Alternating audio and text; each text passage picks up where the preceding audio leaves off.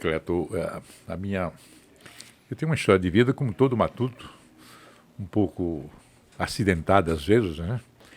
Eu vim de Murici, terminei lá o curso ginasial, nesse tempo não havia colégio no interior, vim para cá, fiz o curso colegial aqui na capital, depois ingressei via vestibular no curso de Direito, obtive depois de um certo tempo, em 1974, eu acho que vocês nem eram nascidos ainda, né? Eu me formei em Direito, com 30 anos exatos de idade. Pouco tempo depois, eu passei a trabalhar na Procuradoria da Prefeitura de Maceió. Mas esse não foi o seu primeiro trabalho, né? Não, Como foi essa vinda para Murici, de Murici para Maceió? Não, a vinda de Murici para Maceió é porque lá praticamente não havia mais espaço, entendeu? Eu era muito jovem, mas precisava fazer terminar o curso secundário aqui na capital. Ah, o senhor terminou? Terminei o curso a escola aqui, não é? Aí depois fiz vestibular e ingressei no curso de Direito. Esse período todo, primeiro eu trabalhava na minha infância, meu pai era um pequeno comerciante lá em Murici, eu trabalhava na bodega, como diz o matuto. Era uma venda? Era uma venda. Depois vim para cá, para a capital, aqui na capital, ao tempo em que eu era acadêmico de Direito, ensinei em alguns colégios aqui na capital. Eu ensinei aqui português no Hélio Lemos, ensinei depois biologia, entendeu? Mas aí já foi forçando muita barra, eu tinha que estudar para poder ensinar. Aí eu levei um período assim de muita luta, muita luta. Ainda fui para a Gazeta de Alagoas na época, quando o jornalista Sapucaia era chefe da coluna do interior.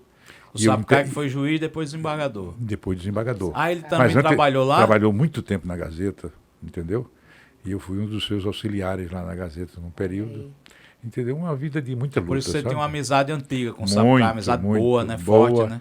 Seja pela índole moral dele eternamente louvada, né? Seja pela sua vocação para o trabalho. O Sapucaia era um cara dedicado demais, antes do direito. Entendeu? Então conheci Sapucaia ainda antes de ser advogado, ele obreiro do jornalismo, e depois fez advocacia e entrou na magistratura. Entendeu? Então essa vida nossa, a vida do matuto, é sempre permeada de uma série de sacrifícios. E né? muitos desafios, muitos né? desafios. Quando eu terminei Direito... E a casa do estudante? Bom, a casa do estudante é outro ângulo. É porque eu lembro desses detalhes por causa das nossas conversas antigas, né? Quando eu cheguei aqui na capital, na verdade eu tinha aqui um pessoal que é parente do meu pai, e eu fui viver na casa deles, mas o ambiente era muito bom, mas era muito menino, muita tarefa, muita coisa, ele era político também. Aí eu me afastei e fui tentar um ingresso na Casa do Estudante Secundário de Alagoas, a antiga CESA, que nós tínhamos a CESA e tínhamos a UESA. A CESA era a Casa do Estudante Secundário. Que o cara morava lá. Morava lá. E a UESA era a entidade maior que patrocinava a CESA, né, e a SECOD, que era a Secretaria de Difusão da UBS, na época. Aí, naquela época, não tinha vaga. Mas o presidente da casa, na época, me ofereceu a oportunidade de ficar lá debaixo de um vão que tinha na escada. Tinha uma escada de jacarandá, que você subia por ela, e quiseram me servir, na verdade, e me conseguiram uma vaguinha lá, me imprensando lá debaixo da escada. Mas só que todo mundo que subia na escada, Cleto, era uma coisa grotesca. De madeira. Todo mundo que subia na escada de madeira derramava um monte de terra na cara da gente, né? Era. Então, foi mais ou menos nesse ambiente assim, de muito sacrifício que eu consegui. Logo depois, eu fiz muita amizade lá na casa do estudante. Eu sempre tive uma facilidade muito grande de fazer amizades e, por incrível que pareça, com um ano depois houve uma eleição para presidente da CESA e da UESA e eu me elegi. Lógico. Entendeu? Me elegi. Então, como presidente, você já tinha os privilégios, né? Já tinha um recanto melhor, mas eram 187 jovens. Aí não tinha mais todo homem. Aí já tinha o meu aposento lá dentro mais da digno, né? E naquela época, todo homem, 180. Naquela época nós tínhamos umas verbas que eram mantidas, com que se mantinha a casa do estudante, né? A parte alimentar da casa do estudante. Nós comprávamos naquela época a carne eram 17 quilos de carne por dia. A dona Zoraide Costa Beltrão, que era tia do João Beltrão, ela tinha É fundadora da Mafrial. a Discal. A Discal era uma espécie de frigorífico que ficava na rua João Pessoa, ali quase de frente à igreja, a rua, a Ladeira do Brito. Sim. E nós comprávamos a dona Zoraide, ela tinha coragem de fornecer fiado a carne durante um tempo que chegasse a verba para pagar. Então, às vezes, passava 6, 8 meses sem o Ministério da Educação mandar E a Zoraide segurando o prego. segurando o prego. Era a dona Zoraide e tinha um outro cidadão que tinha uma panificação que também fornecia o pão por dia, que dava uma média de 400 pães por Aí dia. nisso quem negociava era o senhor, que ia Eu lá, negociava. que era o O senhor presidente. já era presidente. Então ninguém queria mais assumir a casa, tinha que a responsabilidade era muito grande. E eu conseguia fazer isso com alguns contatos, com algumas amizades, algumas revoltas às vezes, que a dona Zoraide era mal criada, que quando a gente atrasava muito o pagamento, ela ficava, não vou fornecer, vocês vão morrer de fome, mas eu não forneço mais.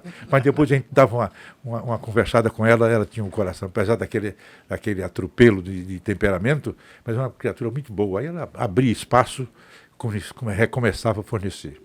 Tinha naquela época um cidadão, porque hoje se muda muito ministérios, né? Mas naquele tempo o cara assumiu o Ministério da Educação e até o final. Terminava o mandato. Terminava o mandato. E os seus assessores imediatos também.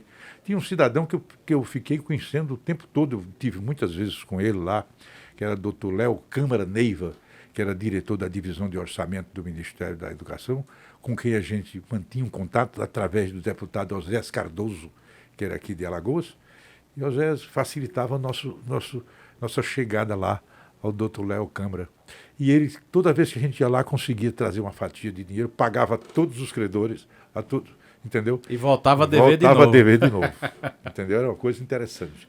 Então, foi nesse ambiente que eu terminei o curso médio e depois entrei na universidade, já fui morar no céu. Qual foi o ano que o senhor terminou? Eu terminei em 74. 74. 74. Aí foi estudar na Universidade Federal. Universidade Federal. Eu me formei pela Universidade Federal de Alagoas. E nós fomos, ainda como estudante universitário, já não era mais secundarista, eu fui morar no Acadêmico céu. do direito. O céu era a casa do estudante universitário que ficava ali na Praça Sinibu, naquele prédio ali. Na antiga reitoria. E tínhamos o céu e a lua. A lua era o lado da Universidade Alagoana, da Universitária Alagoana, que ficava no Museu Tel Brandão. O céu era melhor? Escute bem. O céu era masculino e a lua era feminina. Havia um assistente social que proibia que os visitantes, que os ocupantes do céu visitassem a lua. Nossa. Entendeu? Naquele tempo. Mas não. como é que vai proibir se a lua fica no céu, Mas né? escute, É. quando alguém ia visitar a lua, geralmente para conversar com algum universitário, tudinho, recebia uma punição com relação No céu, aí no é pro céu. inferno. Meu Deus Era do uma céu. coisa séria. Onde né? ficava esse Tipo, foi pro inferno? inferno, né? Ó, você foi ver as meninas da lua, agora você vai pro inferno. Jesus. Era uma coisa assim muito interessante, sabe? Então tinha muita coisa boa nisso tudo, sabe, Cleto? Experiências de vida. Você tem uma ideia, Marta, eu já formado, já advogado, tive alguns problemas para resolver na minha vida, já como adulto, na Receita Federal, entendeu? Secretaria de Segurança Pública, isso, aquilo.